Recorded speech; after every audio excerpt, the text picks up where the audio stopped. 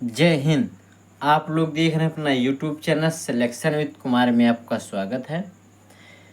Class 10th math प्रश्न वाली 4.1 NCERT का न्यू सिलेबस है द्विघात समीकरण। इसके पिछले वीडियो हमने प्रश्न संख्या 1 को संपूर्ण हल करा चुके हैं। आज प्रश्न संख्या 2 को संपूर्ण हल कराएंगे।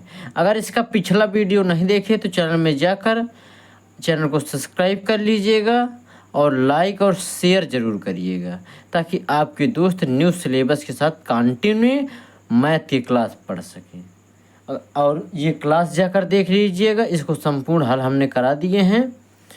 तो आज प्रश्न संख्या 2 हल कराएंगे। आपके प्रश्न संख्या 2 में 4 सवाल हैं, इनको हल कराएंगे। और आप लोग अगर अभी तक चैनल से नहीं जुड़े तो सबसे पहले जाकर चैनल में जुड़ जाइएगा और ताकि न्यू सिलेबस के साथ क्लास 10th की मैथ पढ़ सके। एनसीईआरटी का जो कि बोर्ड एग्जाम में यहीं से क्वेश्चन फंसता है। तो चलिए शुरू करते हैं। प्रश्न संख्या 2 क्या है? निम्न स्थितियों को द्विघात समीकरणों के रूप में निरूपित कीजिए। यहाँ पर द्विघात समीकरण यहाँ से भी निकालना था, लेकिन ये लैंग्वेज टाइप सवाल है, इनको समझकर आपको इनका समीकरण बनाना है, द्विघात समीकरण। तो पहला सवाल क्या है? एक आयताकार भूखंड का क्षेत्रफल 528 मीटर स्क्वायर है। जो भूखंड का क्षेत्रफल होगा आयताकार, उसका 528 मीटर स्क्वायर है।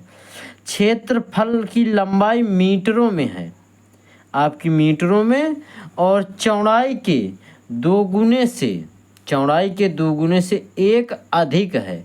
जो आपकी लंबाई हो चौड़ाई से 2 गुने से एक अधिक है। हमें भूखंड की लंबाई और चौड़ाई ज्ञात कीजिए। इसको ज्ञात करना है समीकरण विधि से। समीकरण इसका हल करना, समीकरण इसको बताना क्या इसका समीकरण होगा। तो देखते हैं सवाल आप लोग समझ गए होंगे क्या कह रहा है। आपको आयताकार एक भूखंड दिया रहेगा, मतलब कि आपके खेत के आकार का, उसकी लंबाई और जो होगी चौड़ाई, वो चौड़ाई लंबाई होगी वो 2x होगी, वो 2 गुनी होगी चौड़ाई की और एक अधिक होगी। तो ये हमें सवाल में कहा, और इसका क्षेत्रफल 528 होगा। तो चलते हैं, शुरू करते हैं। देखिए पहले यहाँ पर एक चित्र बना लेते हैं। प्रश्न संख्या यहाँ पर 2 हल करेंगे। कौन सा? प्रश्न संख्या 2। प्रश्न संख्या क्या है? 2। प्रश्न संख्या 2 का 1 नंबर सवाल है। ये आपका मान लिया आयताकार एक भूखंड है। यहाँ पर एक बना लेते हैं आयताकार भूखंड। ये आयताकार भूखंड है।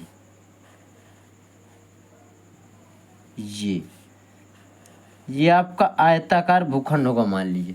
इसको ए मानते हैं, इसको बी मानते हैं, इसको सी मानते हैं, इसको डी मानते हैं। आपका इसका क्षेत्रफल जो है वो 528 मीटर स्क्वायर है। इसका क्षेत्रफल 528 मीटर स्क्वायर, और इसकी जो चौड़ाई है वह चौड़ाई x है। जो ये चौड़ाई है वह क्या है? x है। चौड़ाई इसकी x है। और लंबाई क्या है? लंबाई इसकी क्या है? जो लंबाई इसकी 2x + 1 है। ये है लंबाई। तो अब यहाँ पर लिखेंगे, क्या लिखेंगे? तो यहाँ शुरू करते हैं।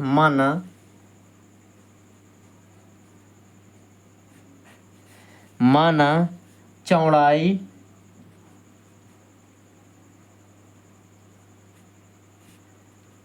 x और लंबाई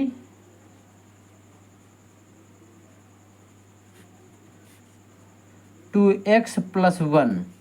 यहाँ क्योंकि सवाल में पहले ही कर दिया है कि लंबाई, क्षेत्रफल की लंबाई चौड़ाई के 2 गुने से एक अधिक है। तो यही देखिए 2 गुना है और +1 अधिक है। तो यहाँ पर ये आ गया। अब इसको प्रश्न से क्या करते हैं? प्रश्न से ये आपका प्रश्न से है। प्रश्न से आपकी दो कंडीशनें बनी हैं। आयताकार भूखंड का क्षेत्रफल, आयताकार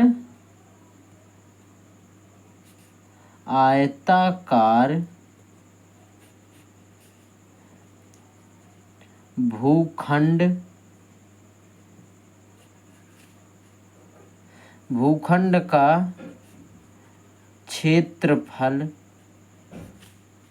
इक्वल 528। ये इसका क्षेत्रफल 528 है।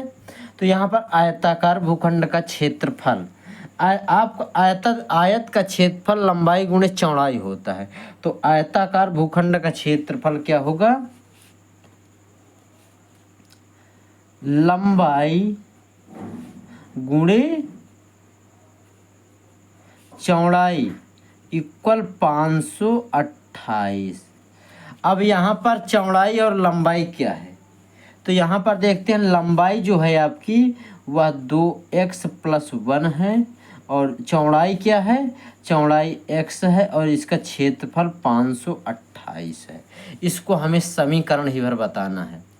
तो अब इसके पिछले वीडियो हमने बताया कैसे इसका गुणा करते हैं, क्योंकि इसका पहला उसी गुणा भाग का ही पूरा चैप्टर है, वो है प्रश्न, इसलिए उसमें जाकर देख लीजिएगा। यहाँ पर जब आप इसका गुणा इसमें करेंगे 2 में, तो 2x और गुणे 2 वो x, 2x गुणे x प्लस, यहाँ पर प्लस आ गया क्योंकि इसका एक ही मतलब। अब यहाँ इसमें करेंगे x में, 1 में गुणा करेंगे, तो यहाँ पर 1 गुणे x और इक्वल 528।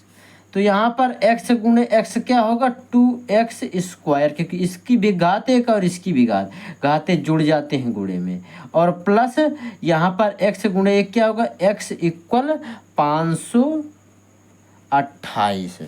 जब आपका ये हुआ तो इसको इस पर पक्षांतर करेंगे तो 2x, तो यहाँ पर 2x और प्लस x माइनस 528 इक्वल 0। ये आपका समीकरण बन गया। यही आपका आंसर है। बहुत आसानी से निकल आता है। यही आपका आंसर है। ये हमें समीकरण ही बताना है, इसको हल करके नहीं बताना है। तो अब चलते हैं दूसरे सवाल पर, इसके दूसरे सवाल पर। दूसरे का दूसरा सवाल क्या है, यहाँ से देखते हैं। ये आपका दूसरे का दूसरा सवाल है। 2 क्रमागत धनात्मक पूर्णांकों का गुणनफल 306 है। जो 2 क्रमागत लगातार धन पूर्णांकों का गुणनफल 360 है, 306 है, 360 नहीं, सॉरी गलती हो गई। और हमें पूर्णांकों को ज्ञात करना है। हमें किसको ज्ञात करना है? पूर्णांकों को। तो चलते हैं, यहाँ से शुरू करते हैं। यहाँ पर हमें 2 लगातार धनात्मक पूर्णांकों का गुणनफल 306 दिया हुआ है। तो यहाँ से देखते हैं प्रश्न संख्या 2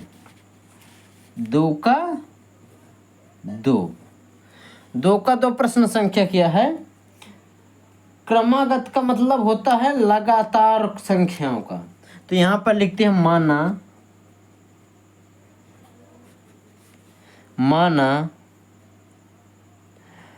पहला क्रमागत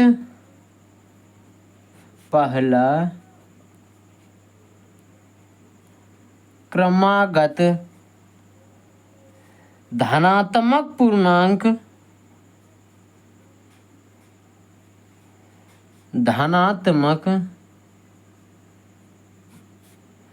पूर्णांक क्या है? x है। पहला धनात्मक पूर्णांक x है। दूसरा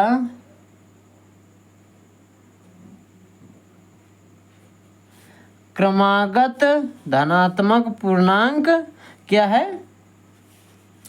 x + 1 है, क्योंकि उसमें लगातार पूर्णांक, जो लगातार क्रमागत धनांक पूर्णांक हैं, धनात्मक पूर्णांक का योग गुणनफल का जो है वो 306 है। क्रमागत का मतलब देखिए, आप एक जैसे कह दिया एक, अब उसके आगे एक जोड़ दीजिए 2 हो जाएगा, और x की जगह पर, तो ऐसे क्रमागत, क्रमागत का मतलब कि x की जगह पर 2 और एक ये 3 हो गया। पूर्णांक संख्याएं वो सभी संख्याएं जो जीरो को ऋणात्मक संख्याएं और जीरो को भी शामिल कर लिए धनात्मक संख्याओं में, वही पूर्णांक संख्याएं कहलाती हैं। तो इसमें देखिए, आप अगर यहाँ पर एक रखेंगे और एक ये, तो 2 हो गए नहीं, क्रमागत हो गए, लगातार चल रही नहीं संख्या, तो इसको क्रमागत कहते हैं। तो चलते हैं इसको हल करते हैं प्रश्न से। क्या करेंगे? प्रश्न से। प्रश्न से क्या है? x और x + 1 और इसका जो गुणनफल इन दोनों का दिया हुआ है, इन दोनों का जो गुणनफल है वो 306 है। क्या है? 306। तो इसका अंदर गुणा कर देंगे, तो x का होगा x गुणे x और प्लस x गुणे 1 और इक्वल 306, क्योंकि इसका इसमें हुआ और इसका इसमें हो गया। तो x गुणे x, एक्स स्क्वायर और प्लस x, इसको इस पार लाएंगे तो माइनस के 306 इक्वल 0। ये आपका समीकरण बन गया, यही आपका आंसर है। बस इतना हल करना था, बहुत सरल सवाल है। अब चलते हैं दूसरे के तीसरे को हल करते हैं। किसको? तीसरे नंबर सवाल को। तीसरा नंबर सवाल को जब हल करेंगे दूसरे को, तीसरा नंबर सवाल, चलते हैं यहाँ पर देखते हैं। गाइस वीडियो में लास्ट तक बने रहेगा और मैथ बिल्कुल आसानी से सीखिएगा। रोहन की माँ उससे 26 वर्ष बड़ी है। देखिए, किसी की माँ होगी तो वो बड़ी ही होगी, छोटी नहीं होगी किसी शख्स से, तो हमेशा दिमाग लगाना कि वो बड़ी होगी। रोहन की माँ उससे 26 वर्ष बड़ी है। उनकी आयु वर्षों में, उनकी आयु हमें वर्षों में का गुणनफल अब से 3 वर्ष पश्चात, मतलब कि पश्चात जुड़ रहा है, 360 हो जाएगी। हमें रोहन की वर्तमान आयु ज्ञात करनी है। रोहन की वर्तमान आयु ज्ञात करना है। यहाँ से एक बन रहा है एक कंडीशन, यहाँ से उनकी आयु का गुणनफल अब से 3 वर्ष पश्चात 360 हो जाएगी। रोहन की वर्तमान आयु ज्ञात करना। तो चलते हैं देखते हैं तीसरा सवाल कैसे लगेगा। तो यहाँ से देखिएगा, माना रोहन की वर्तमान आयु, क्या? रोहन की माना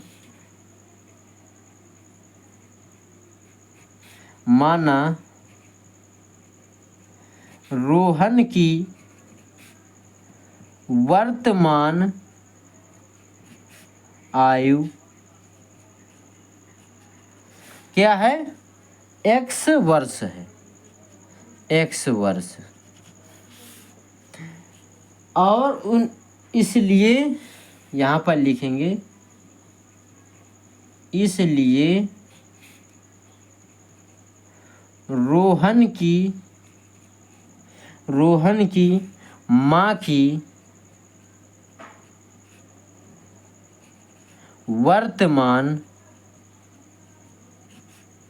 आयु, जो रोहन की माँ की वर्तमान आयु होगी वह क्या होगी? x + 26, क्योंकि रोहन की आयु से उसकी माँ 26 वर्ष क्या है? बड़ी है, छोटी नहीं होगी। अभी ध्यान रखना, छोटी नहीं होगी। आप लोग कहते छोटी होगी, छोटी कभी उसकी माँ होगी क्या? रोहन छोटा होगा, तो इसलिए रोहन की हमेशा उसमें जुड़ेगी। इसके बाद अब ये आपकी शर्त 1 हो गई। अब यहाँ पर शर्त 2 है, 3 वर्ष पश्चात रोहन की आयु। क्या लिखेंगे? 3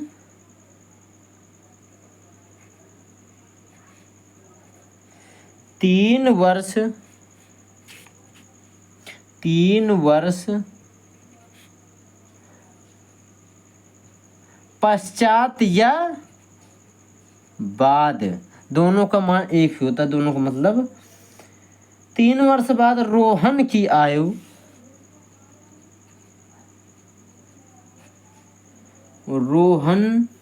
आयु, रोहन की आयु क्या होगी, x प्लस 3, क्योंकि पश्चात में जुड़ जाएंगे, क्या हो जाएंगे, जुड़ जाएंगे। जो वर्तमान आयु होगी वो रोहन के पश्चात 3 वर्ष पश्चात भी रोहन की आयु x प्लस 3 हो जाएगी, जुड़ जाएगी। अब फिर उसी प्रकार 3 वर्ष पश्चात रोहन की माँ की आयु, 3 वर्ष पश्चात रोहन की माँ की आयु, जो 3 वर्ष बाद रोहन की माँ की आयु होगी वह क्या होगी, तो वह x plus 26 plus 3, x plus 26 plus और 3 जुड़ जाएंगे। 3 वर्ष बाद है नहीं, तो आपका 26 तो ये हो गए वर्तमान, और 3 वर्ष बाद तो 3 और जोड़ दिए, तो ये क्या होगा, x प्लस 26 और 3 29, ये हो गया 26 3 29। तो अब चलते इसके बाद क्या करेंगे, प्रश्न से यहाँ पर लिख देंगे, प्रश्न से। जब प्रश्न से देखेंगे तो क्या है, x प्लस 3 और एक कोष्टक में x माइनस 29, x प्लस 29 बराबर 360। तो यहाँ पर एक कोष्टक में x प्लस 3 और दूसरे कोष्टक में x प्लस 29 इक्वल 360। इसको आप समीकरण इसको बनाना है। तो अब देखते हैं यहाँ पर इसका गुणा करेंगे तो x गुणे x और प्लस 3 गुणे x, फिर इसके बाद इसका गुणा करेंगे तो 29 गुणे x, और यहाँ 29 त्रिक का क्या होगा, 29 त्रिक का आपका होगा 87 इक्वल 360। अब देखते हैं यहाँ पर क्या करेंगे, x गुणे x तो x स्क्वायर प्लस 3x, क्योंकि 3 में x का गुणा करें 3x हो जाएगा, और प्लस का क्या होगा 29x प्लस 27 माइनस 360, इधर 0, इधर क्या होगा x स्क्वायर प्लस के 29 और 3 कितना होगा, 29 और 3 32x, इधर कितना होगा, तो इधर देखिए माइनस के, जब इसको इस पार लेते आए तो इधर हो जाएगा आपका 200 कितना 273 इक्वल 0। ये आपका समीकरण बन गया, यही आपका आंसर है। ये आपका 273 x square plus 32x minus 273 equal 0, यही आपका आंसर समीकरण बन गया, यही आपको निकालना था। अब चलते हैं चौथे सवाल पर। चौथा सवाल क्या है आपका, यहाँ से एक लाइन खींच दे रहे हैं।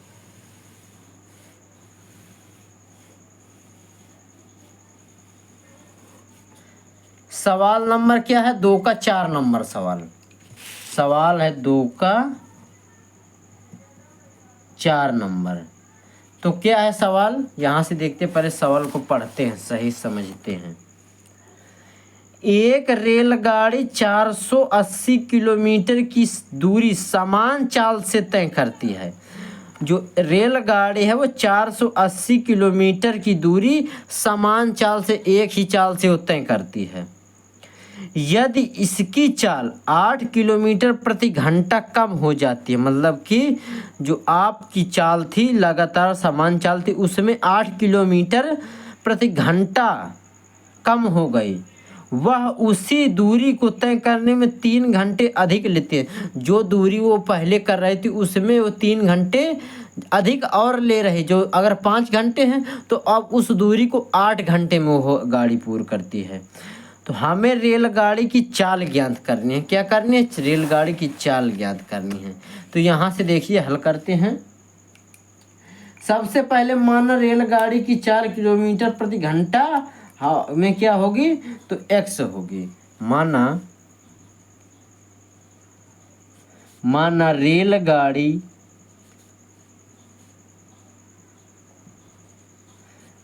रेलगाड़ी की चाल किलोमीटर प्रति हावर्स में हो। किसमें? हावर्स का मतलब घंटा होता है।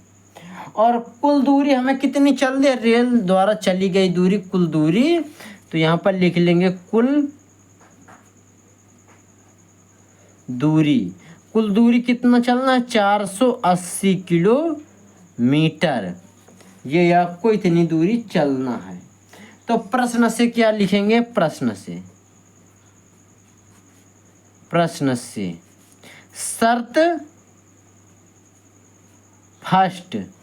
शर्त फर्स्ट में आपको कहा है, पहले आप सूत्र एक बहुत बचपन में पढ़ा होगा, समय चाल बराबर दूरी बटे समय। लेकिन जब आप समय का सूत्र बनाएंगे,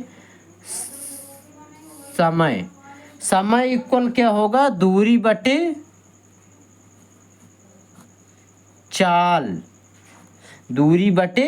चाल, ये आपका समय का सूत्र होगा। तो इसमें देखिए, आप यहाँ पर समय को टी से डिनोट करेंगे, तो T1 से इसको डिनोट करेंगे। T1 इक्वल जो आपकी दूरी है वो कितनी है? कुल दूरी 480 है। 480 आपकी दूरी हो गई। और यहाँ पर रेलगाड़ी की चाल, जो आपकी चाल है वो क्या है? x है।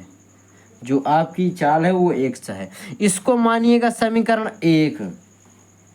शर्त सेकंड यहाँ पर लिखेंगे, शर्त सेकंड उसी प्रकार समय बराबर दूरी बटे चाल।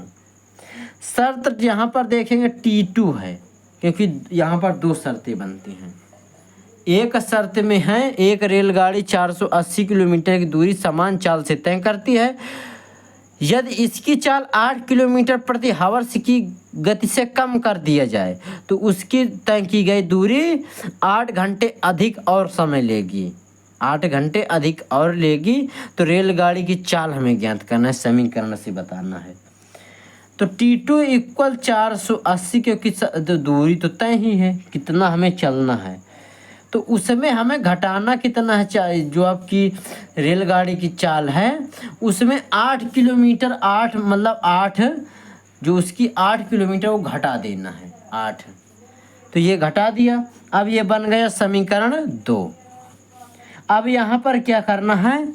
यहाँ पर हमें T2 माइनस T1 इक्वल 3 के वो 3, हाँ 3, क्योंकि हमें इसमें कहा है 3 घंटे अधिक समय लेती है। वो जितना समय ले रही थी उससे 3 घंटा और अधिक समय ले रही इस समय। तो अब इसको हल करते हैं। T2 और T1 की वैल्यू क्या है? T2 की वैल्यू 480 बटे x माइनस 8, और यहाँ पर माइनस T1 की 480 बटे x इक्वल 3। ये आपका, इससे हमें हल करना है। तो अब इसके बाद क्या करेंगे? इससे ऊपर वाले 480 कॉमन ले लेंगे। तो यहाँ पर 1/x माइनस 8 का बचेगा और माइनस 1/x बचेगा, क्योंकि इस पूरे से हमें 480 कॉमन ले। अब जब इसको यहाँ पर कर दिया तो यहाँ पर देखिए, इसके बाद 480 इधर वो गुणे में इधर जाएगा तो बटे में 1/x माइनस 8, 1/x इक्वल 3/480। तो यहाँ पर आप इसको 3 से काटिएगा तो इतना होगा 1/16 त्रिक 48, तो 160 बार जाएगा। तो 1/x माइनस 8 ये हो गया, और माइनस 1/x इक्वल 1/160, ये आपका बन गया। अब इसमें क्या करते हैं? इसमें इस पूरे को एलसीएम ले लेते हैं। तो x इक्वल x माइनस 8। अब जो इसके नीचे नहीं है, मतलब अब ये है, तो आप जब इसको इसमें गुणा करेंगे तो ये कट जाएगा, ऊपर रखेंगे तो यहाँ पर क्या बचेगा? x बचेगा, x और माइनस, फिर कोष्टक में लगाएंगे। अब इसके नीचे ये तो है नहीं, ये है तो ये कट जाएगा, बचेगा क्या? ये बचेगा। आप अगर नहीं समझ में आ रहा तो देखिए यहाँ पर हम बता ही दे रहे हैं कैसे यहाँ पर हमने किया। तो आप देखिए यहाँ पर x और माइनस के 8 और फिर यहाँ पर क्या होगा, ये आपका बंद हो गया और यहाँ पर x हो गया। अब इसके बाद माइनस, फिर इसी प्रकार x और x माइनस 8 इक्वल 1/160। तो अब देखिए क्या क्या कट रहा है। तो x यहाँ पर x माइनस 8 इक्वल x, वो यहाँ पर क्योंकि पूरे से एलसीएम लिया है नहीं, तो इसके पहले इसमें धारा है, तो यहाँ पर x एक में ले लेंगे और एक में y ले लेंगे। तो इस पूरे में जब करेंगे इसके नीचे से, तो देखिए जहाँ से ये कट जाएगा तो इसके नीचे इससे ये कट गया है, ये एक से एक कट जाएगा तो यहाँ पर x बचेगा और यहाँ पर सिर्फ 8+1 बचेगा।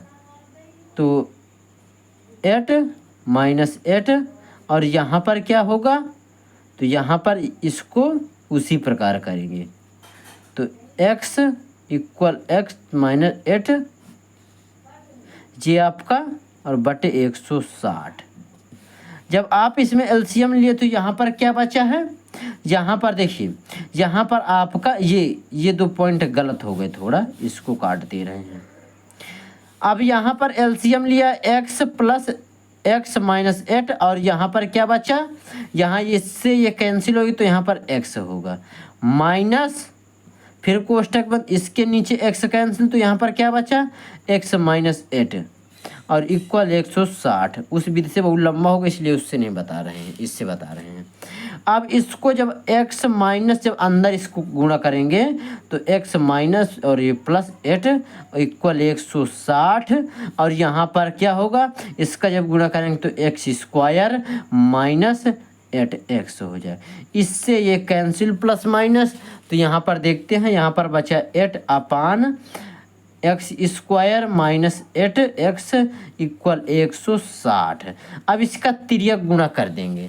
जब तिर्यक गुणा करेंगे तो यहाँ पर एक में गुणा इसका करेंगे तो x स्क्वायर माइनस 8x और इक्वल, जब 8 का गुणा 16 में करेंगे तो कितना होगा, 16 8 कितना होगा, 16 8 आपका 128 होगा और ये 0 हो जाएगा। जब आप इसको लाइए तो x square minus 8x minus 1228 equal 0। यही आपका समीकरण बन, और हमें बताना था सिर्फ समीकरण। अगर गाइड वीडियो में समझ में आया हो सारे न्यू सिलेबस के साथ ये क्लासेज, तो चैनल को लाइक और सब्सक्राइब करें और अपने दोस्तों के पास शेयर ज़रूर कर दें और ये कमेंट करें कि हमें समझ में आ रहा है या नहीं आ रहा और अभी आपको कैसे अच्छा लगेगा।